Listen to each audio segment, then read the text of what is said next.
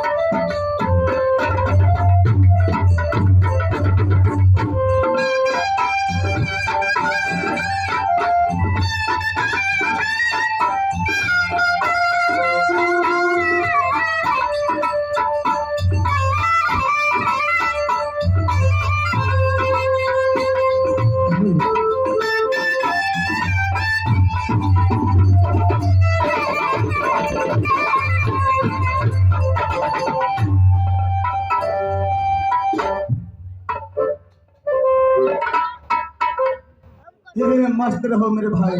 भाई वीर सिंह, भाई वीर सिंह, बोलो भैया। सामने चलो। सबसे पहले ये बताओ मेरे भाई कि तुम्हारा क्या समाचार है? अच्छा, और आप बताओ भैया क्या समाचार है? मेरे भाई मेरा समाचार कुशल ही कुशल है मेरे भाई। हाँ भैया। आज इतने दिनों के बाद मुझे मदिरा पान करने का दिल चाहता है। टमाटर लाल को मेरे सामने उपस्थित करो। टमाटर लाल, टमाटर लाल।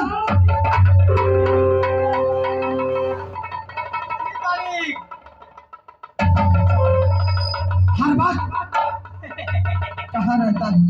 अरे मालिक कहीं तक बहादुर, आज कितने दिनों के बाद भाई से मिला हो। कुछ मदिरा पान का व्यवस्था करो और नाचने गाने वाली को बुलाओ ताकि मेरे दोनों भाई को दिल बहलाए।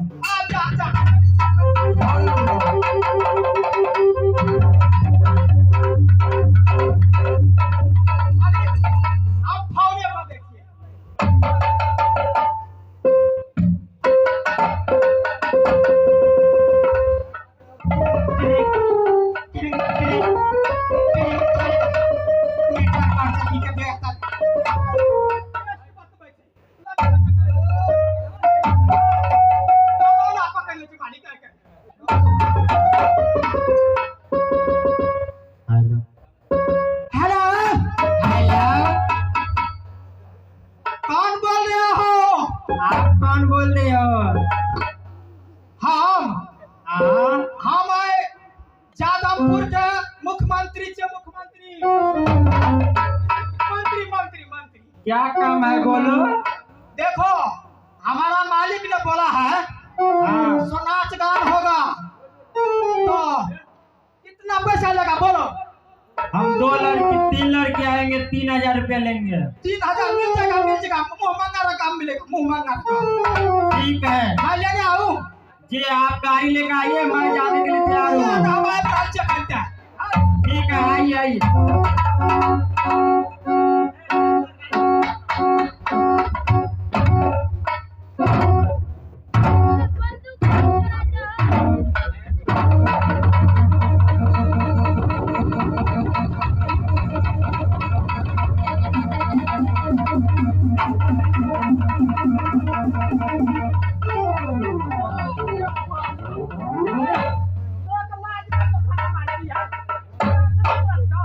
हम धक्का मार लिया है। बाप तो गाड़ी चले जी तो इंजन लगा भाई गाड़ी बात छोड़ ले ऊपर में क्या इंजन बार का इंजन पंपी से हाँ कहीं ला बोले रे ये बाप जन्म के जग नहीं लड़की के तुझे बोले कौन काम छे तुझे हम का फरड़ी से कौन काम छे देखी हमार दूध मालिक बहुत दिन पर भेंट भेलिए बुझली। हां आय काल के पूरा मजिया चलते दारू चलते। अच्छा चलते तुम प्रोग्राम अच्छा मानी बढ़िया से मीठी मीठी गीत अच्छा मानी माही अकल देखा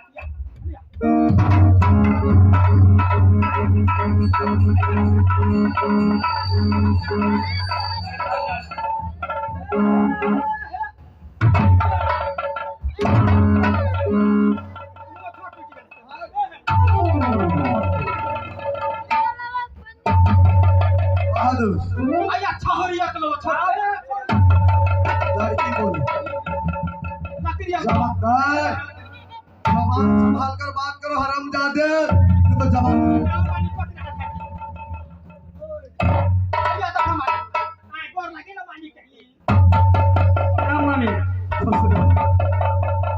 सुनो लड़के, आज ऐसा नित छेड़ो